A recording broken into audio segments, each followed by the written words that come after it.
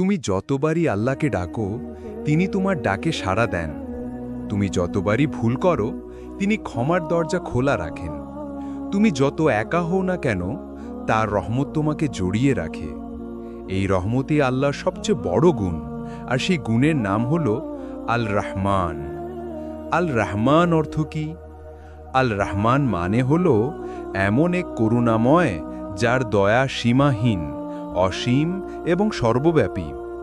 এটি এমন এক দয়া যা শুধু মুসলমানদের জন্য নয়, বরং সমগ্র সৃষ্টি, মানুষ, পশু, পাখি, এমনকি অবিশ্বাসীদের জন্য সমানভাবে বর্ষিত হয়। আল্লাহ বলেন, আর আমার রহমত সমস্ত কিছুকে আবৃত করে রেখেছে। সূরা আরাফ। এইখান থেকে বোঝা যায় রহমত শুধু আল্লাহর গুণ নয়, বরং বান্দার মধ্যেও আল্লাহ এই রহমতের অংশ রেখেছেন। কোরআনে আল রহমান।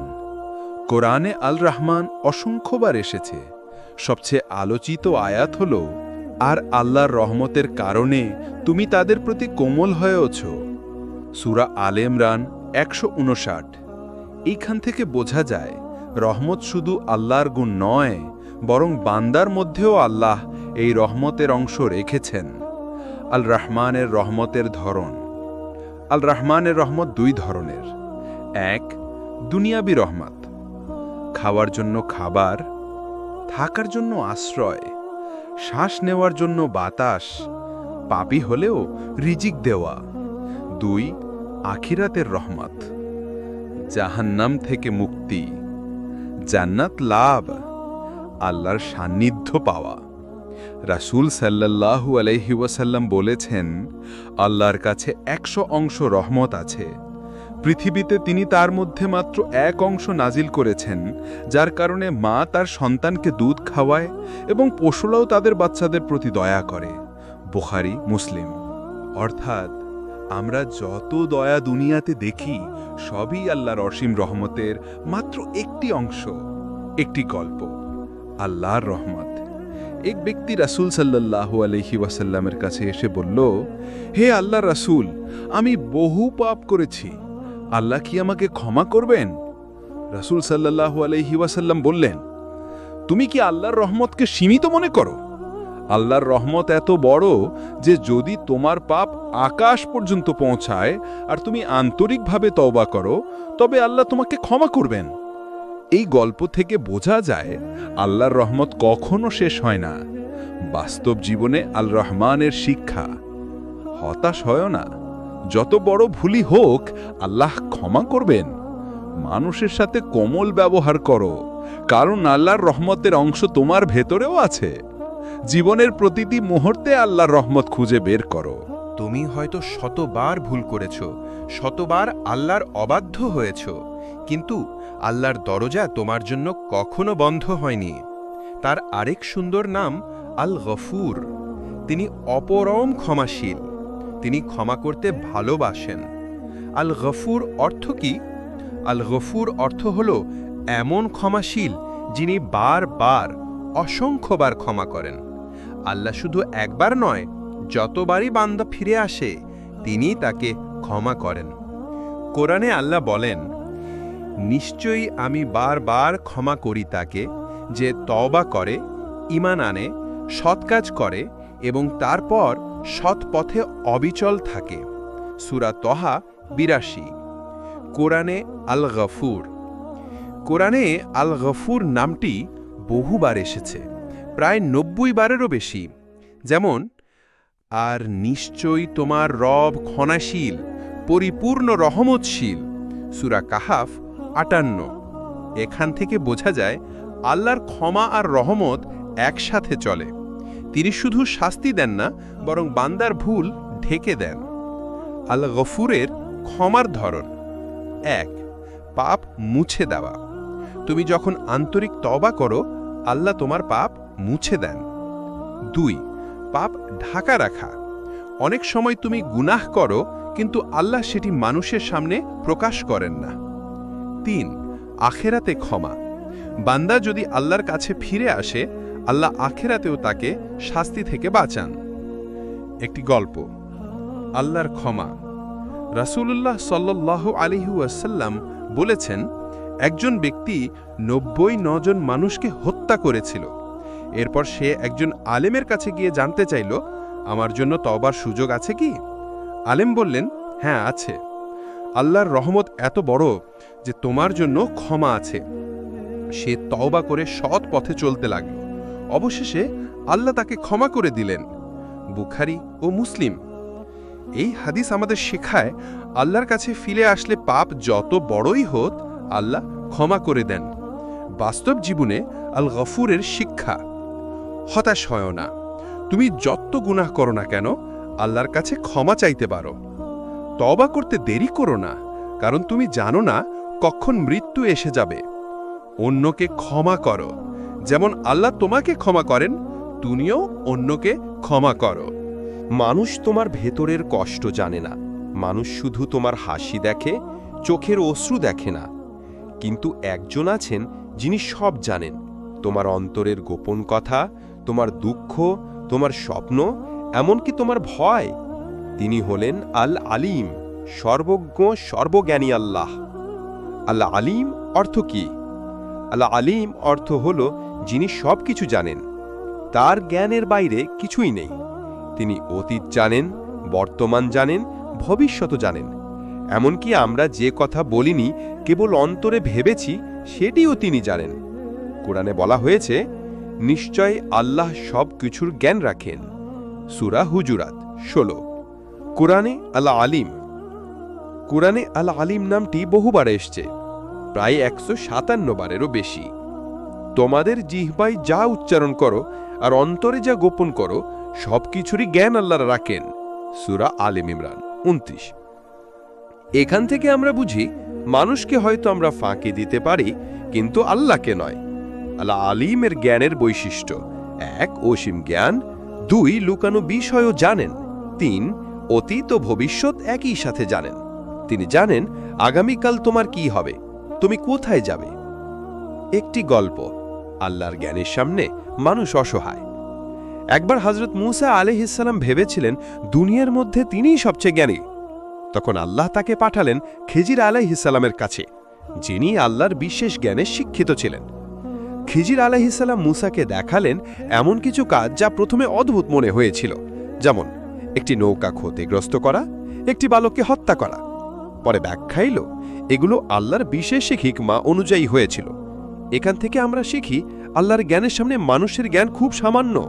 সূরা কাহফ আয়াত ৬০ থেকে ৮২। বাস্তব জীবনে আল আলিমের শিক্ষা: গোপন পাপ থেকেও সাবধান হও, কারণ আল্লাহ জানেন। মানুষ না জানলেও তুমি একা নাও। যখন তুমি কাঁদো, কেউ না জানলেও আল্লাহ জানেন। তাকওয়া অর্জন করো, মনের ভেতর যেমন বাহিরেও তেমন হও। মানুষ যতই ভালো হোক, তবুও তার ভেতরে থাকে ত্রুটি। কিন্তু একজন আছেন যিনি কখনো ভুল করেন না, যিনি কখনো অন্যায়ের দিকে ঝুঁকেন না। তিনি হলেন আল কুদ্দুস, সর্বাপেক্ষা পবিত্র আল্লাহ। আল কুদ্দুস অর্থ কি? আল কুদ্দুস মানে হল যিনি সব অপূর্ণতা ও দোষ থেকে মুক্ত, যিনি সম্পূর্ণ পবিত্র। তিনি অন্যায় থেকে মুক্ত, ক্লান্তি থেকে মুক্ত, ঘুম বা ভুল থেকেও মুক্ত। তার গুণাবলী সর্বোচ্চ পরিমাণে পরিপূর্ণ। আল্লাহ বলেন, তিনি আল্লাহ, যিনি ছাড়া আর কোনো উপাস্য নেই। তিনি রাজাধিরাজ, পরম পবিত্র, শান্তির দাতা, নিরাপত্তার প্রদানকারী। সূরা হাশর ২৩ নম্বর আয়াত। কোরআনে আল কুদ্দুস আল্লাহ নিজেকে ২ বার আল কুদ্দুস বলে পরিচয় দিয়েছেন। ১ রাজাধিরাজ, পরম পবিত্র, সূরা হাশর ২৩ আয়াত। ২ তুমি ছাড়া আর কেউ উপাসনার যোগ্য নয়, তুমি পরম পবিত্র, সূরা জুমুয়া ১ আয়াত। এতে বোঝা যায় আল্লাহের এই নাম আমাদেরকে মনে করিয়ে দেয় তিনি সকল অপূর্ণতা থেকে মুক্ত।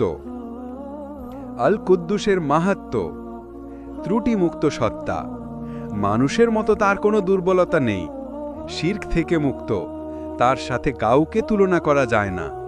পবিত্র গুণাবলী, তার প্রতিটি কাজ নিখুঁত, কোনো ভুল নেই। একটি গল্প। ফেরেশতাদের তাসবিহ: হাদিসে এসেছে, ফেরেশতারা দিনরাত আল্লাহের প্রশংসা করে এবং বলে, সুবহানাল্লাহি ওয়া বিহামদিহি সুবহানাল্লাহিল আযীম, অর্থাৎ আল্লাহ পবিত্র, আল্লাহ মহান। তারা কখনো ক্লান্ত হয় না, থামে না, কারণ আল্লাহ পরম পবিত্র আর তার প্রশংসা কখনো শেষ হয় না। শীষ জীবনে আল কুদ্দুসের শিক্ষা: তাসবিহ করো, প্রতিদিন বলো সুবহানাল্লাহ। এটি আমাদের অন্তরকে পরিশুদ্ধ করে। নিজেকে পরিশুদ্ধ করো। আল্লাহ যেমন পবিত্র, তেমনি আমরাও অন্তর ও কাজের পবিত্রতা বজায় রাখি। শিরক থেকে দূরে থাকো। আল্লাহের সাথে কাউকে শরিক করো না, কারণ তিনি একমাত্র পরম পবিত্র। মানুষ অনেক সময় তোমার কষ্টের কথা শুনতে চায় না, তোমার দুয়ার কথাগুলো উপেক্ষা করে, কিন্তু একজন আছেন যিনি সবসময় তোমার কথা শোনেন, এমনকি তোমার নীরব কান্নাও। তিনি হলেন আস-সামি, সর্বশ্রোতা আল্লাহ। আস-সামি অর্থ কি? আস-সামি মানে হল যিনি সব শোনেন। তিনি মানুষের প্রকাশ্য কথা শোনেন, অন্তরের কথা শোনেন, এমনকি তুমি শুধু মনে মনে যেটা বলছো সেটাও শোনেন। কুরআনে আল্লাহ বলেন, তুমি যদি উচ্চস্বরে কথা বলো বা গোপনে বলো, আল্লাহ সবই শোনেন। সূরা আল ইমরান ৩৮। কোরআনে আস-সামিয়ে। কোরআনে বহু জায়গায় আল্লাহ নিজেকে আস-সামিয়ে বলেছেন। নিশ্চয়ই আল্লাহ সবকিছু শোনেন ও জানেন। সূরা মুজাদিলা ১। একজন মহিলা রাসূলুল্লাহ সাল্লাল্লাহু আলাইহি ওয়াসাল্লামের কাছে এসে অভিযোগ করেছিলেন, তার স্বামী তাকে অন্যায়ভাবে ব্যবহার করছে। আল্লাহ সাথে সাথে তার কথা শুনলেন এবং আয়াত নাজিল করলেন। এ থেকে বোঝা যায় আমাদের ছোট্ট অভিযোগও আল্লাহর কাছে গোপন নয়। আর স্বামী এর মাহাত্ম্য, সকল শব্দ শোনেন। তুমি যেখানে থাকো না কেন, আল্লাহ তোমার কথা শুনছেন। নীরব দুয়াও শোনেন। তুমি জিহ্বায় উচ্চারণ না করলেও অন্তরে যা চাইছো তিনি শুনছেন। অন্যায়ের আর্তনাদ শোনেন। মাজলুম মানুষের দোয়া আল্লাহ সরাসরি শোনেন এবং কবুল করেন। একটি গল্প, জাকারিয়া আলাইহিস সালামের দোয়া। হযরত জাকারিয়া আলাইহিস সালাম ছিলেন বৃদ্ধ বয়সে, সন্তানহীন। তিনি আল্লাহর কাছে চুপচাপ দোয়া করলেন, হে আমার রব, তুমি দোয়া কবুলকারী, আমাকে একটি সন্তান দাও। সূরা আলে ইমরান ৩৮। আল্লাহ সাথে সাথে তার দোয়া কবুল করলেন এবং তাকে ইয়াহিয়া আলাইহিস সালাম নামে সন্তান দান করলেন। এখান থেকে আমরা শিখি, যে দোয়া তুমি নীরবে করছো, আল্লাহ তাও শোনেন। বাস্তব জীবনে আস-সামিয়ের শিক্ষা: দোয়া কখনো বন্ধ করো না, কারণ আল্লাহ তোমার প্রতিটি কথা শুনছেন। শুধু আল্লাহকে বলো, মানুষের কাছে অভিযোগ না করে প্রথমে আল্লাহর কাছে বলো। অন্যায়ের আর্তনাদ করো। যদি তুমি কষ্টে থাকো, অন্যায় ভোগ করো, মনে রেখো আল্লাহ সামিয়ে, তিনি তোমার আরতি শুনছেন। মানুষ অনেক সময় তোমার ভালো কাজ গোপনে দেখেও না। তোমার কান্না আড়ালে হয়তো কারো চোখে পড়ে না, কিন্তু একজন আছেন যিনি তোমার প্রতিটি অশ্রু, প্রতিটি কাজ, প্রতিটি ইশারা দেখেন। তিনি হলেন আল বাসির, সর্বদ্রষ্টা আল্লাহ। আল বাসির অর্থ কি? আল বাসির মানে হল যিনি সব কিছু দেখেন। তিনি রাতের অন্ধকারে তোমার কান্না দেখেন, ভিড়ের মাঝে তোমার লুকানো নিঃশ্বাস দেখেন, এমনকি তোমার হৃদয়ের গোপন ইচ্ছাগুলোও জানেন। কোরআনে আল্লাহ বলেন, নিশ্চয়ই আল্লাহ তার বান্দাদের প্রতি সর্বদ্রষ্টা। সূরা গাফিরের ৪৪ নম্বর আয়াত। কোরআনে আল বাসির। আল্লাহ অসংখ্য আয়াতে বলেছেন যে তিনি সব দেখেন, যেমন তিনি তো সব কিছু দেখেন। সূরা হুজরাতের ১৮ নম্বর আয়াত। তোমরা যা করো আল্লাহ তা দেখেন। সূরা আল বাকারার ২৩৭ নম্বর আয়াত। আল বাসিরের মাহাত্ম্য: অদৃশ্য কিছু নেই, কোনো দেয়াল, কোনো অন্ধকার আল্লাহর দৃষ্টি আড়াল করতে পারে না। ভালো কাজ দেখা হয়। তুমি গোপনে দান করেছ, কাউকে সাহায্য করেছ, মানুষ না দেখলেও আল্লাহ দেখেছেন। অন্যায় অদৃশ্য নয়, কেউ যদি নির্জনে অন্যায় করে, আল্লাহ সেটিও দেখেন। একটি গল্প, হাজরা আলাইহিম এর ধৈর্য। যখন ইব্রাহিম আলাইহিম তার স্ত্রী হাজরা এবং শিশু ইসমাইলকে মরুভূমিতে রেখে গেলেন, তারা এক ফোঁটা পানিও পাননি। হাজরা 7 বার সাফা মারওয়া পাহাড়ের মাঝে দৌড়ালেন পানি খোঁজে। মানুষ তখন দেখছিল না, কিন্তু আল্লাহ সব দেখছিলেন, আর তারই ফল ছিল জমজম কূপের বিস্ময়কর উন্মেষ। এ থেকে আমরা বুঝতে পারি, তোমার ত্যাগ বা কষ্ট কখনোই বৃথা যায় না, কারণ আল্লাহ সর্বদ্রষ্টা। এবার আসুন বাস্তব জীবনে আল বাসিরের থেকে শিক্ষা। সতর্ক থেকো, তুমি যেখানে আছো আল্লাহ তোমাকে দেখছেন, তাই গোপন অন্যায় থেকো না। গোপন ইবাদত করো, মানুষ না দেখলেও আল্লাহ তোমার ইবাদত দেখছেন।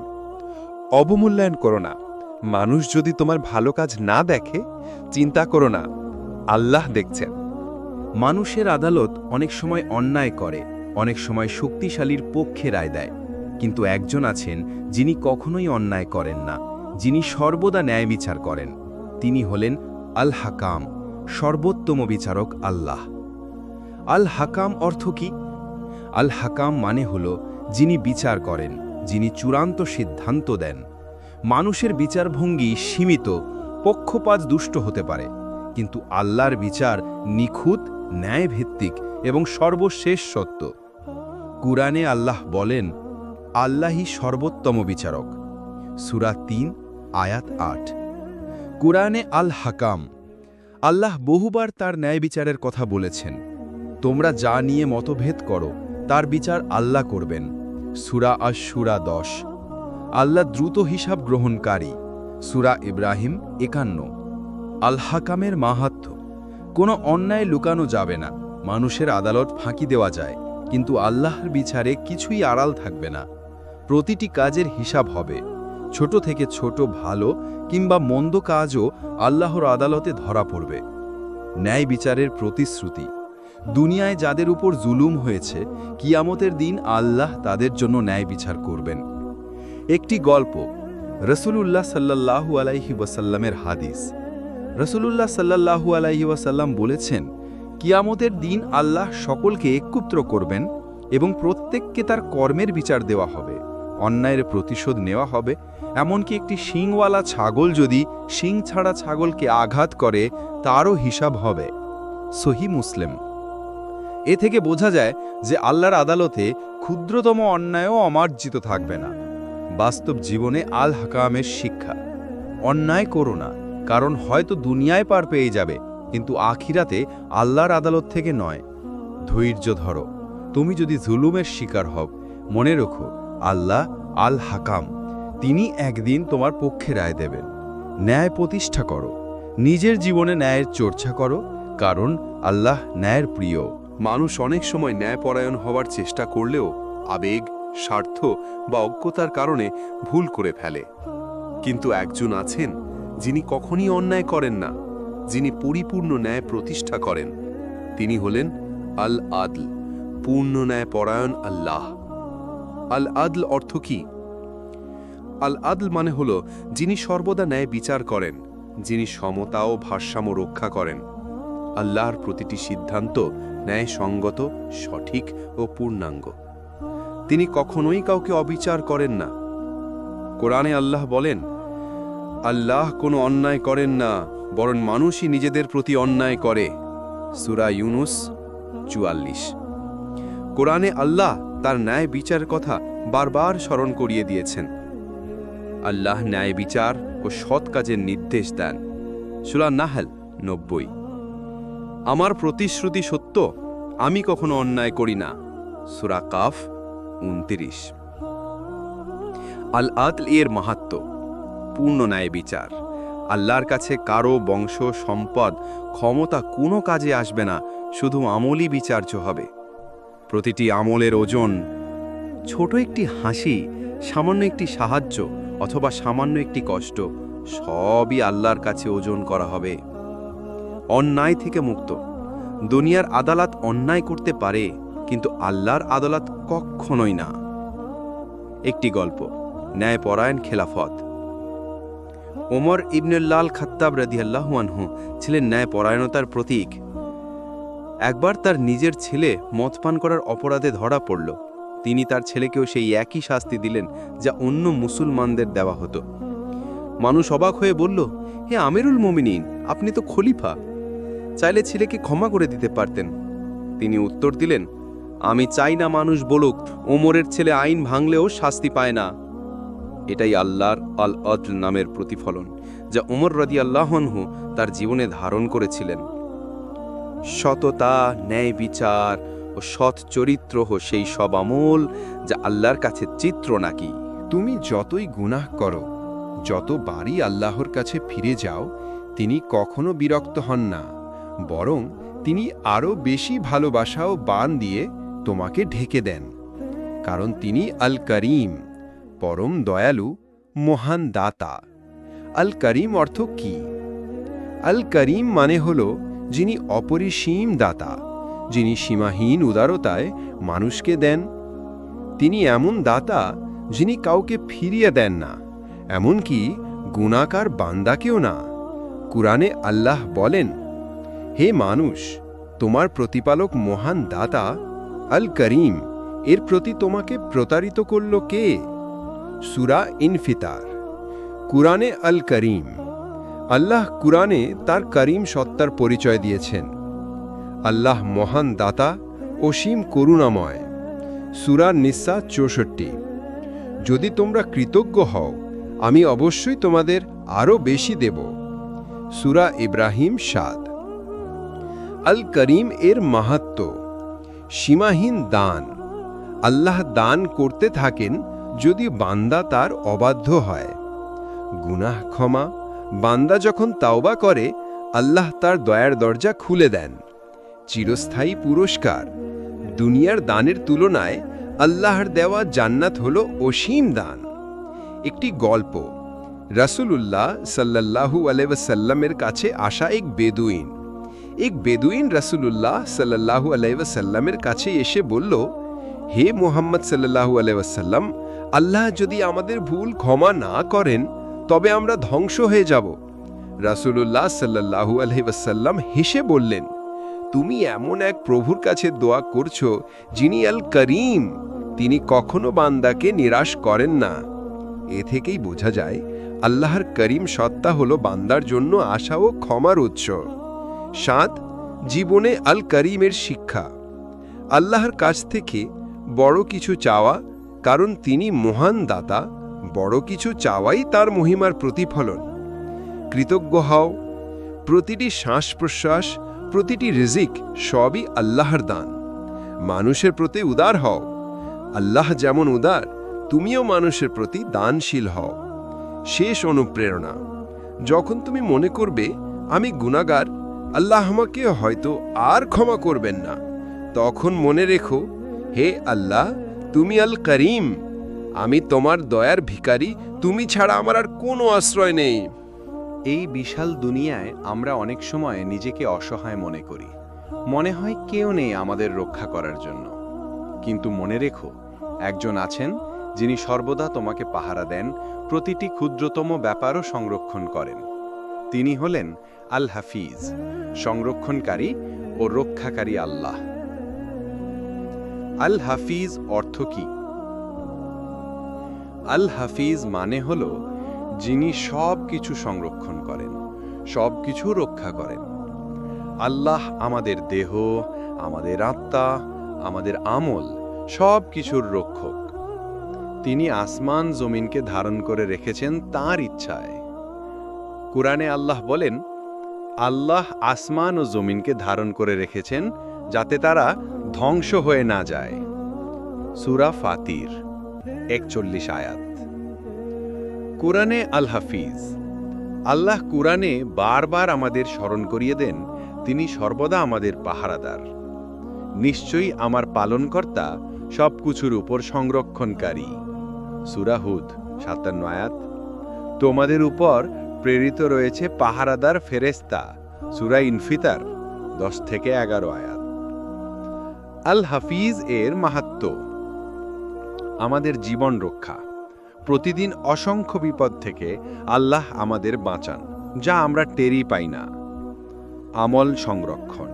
আমাদের প্রতিটি কাজ ফেরেশতারা লিখে রাখছে, যা আল্লাহর হেফাজতে সংরক্ষিত থাকবে। আসমান জমিনের ভারসাম্য, সূর্য চাঁদ তারা সব কিছু টিকে আছে, কারণ আল্লাহ তা সংরক্ষণ করছেন। একটি গল্প, হযরত ইউসুফ আলাইহিসসালামের জীবন।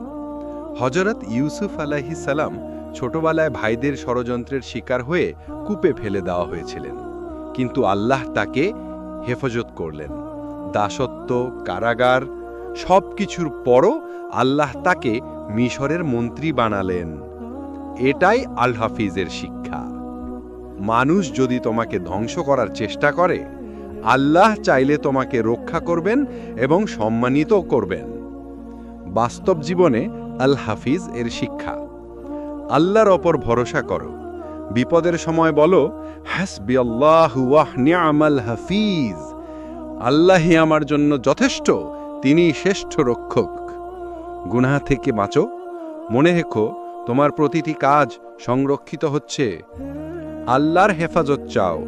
দোয়া করো যেন আল্লাহ তোমার ঈমান, পরিবার ও সম্পদকে রক্ষা করেন।